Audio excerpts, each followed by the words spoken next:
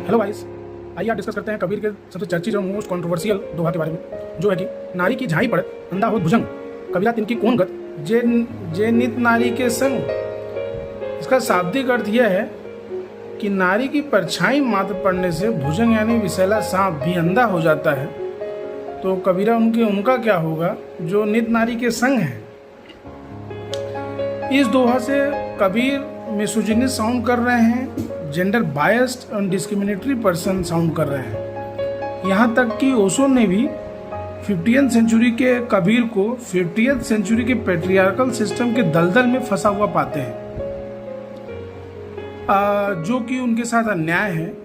क्योंकि अगर इसका लिबरल और फिलोसफिकल इंटरप्रिटेशन किया जाए तो स्त्री को यहाँ पे सिंबल या प्रतीक के रूप में कबीर ने संकेतित किया है। संकेत किस चीज का? संकेत माया का, अटैचमेंट का, वासना का। स्त्री को as a vasana, as a maya, as a attachment उन्होंने बताया है कि अगर इनके पीछे आप पड़ेंगे, वासना के पीछे, माया के पीछे, तो आप सत्य की खोज नहीं कर पाएंगे। यहाँ तक कि कबीर ने स्त्रियों को जन्म सृष्टि के आधार के रूप में भी कई जगह बताया है। कबीर हो सकते हैं कि कुछ जगह मिसोजिनिस्ट साउंड करें, पर उनको पूरी तरह मिसोजिनिस्ट कह देना उनके विचारों के साथ अन्याय है और हम उसे ओवर सिंप्लीफाई कर रहे हैं।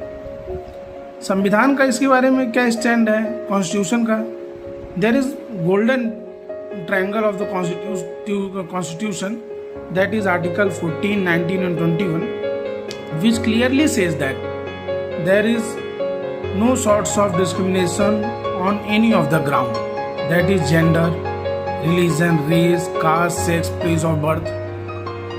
इनफैक्ट सबरीवाला जजमेंट में भी सुप्रीम कोर्ट से पूछा गया प्रश्न, क्या जेंडर के आधार पे महिलाओं का टेम्पल में, मंदिर में प्रवेश करना उचित है या अनुचित?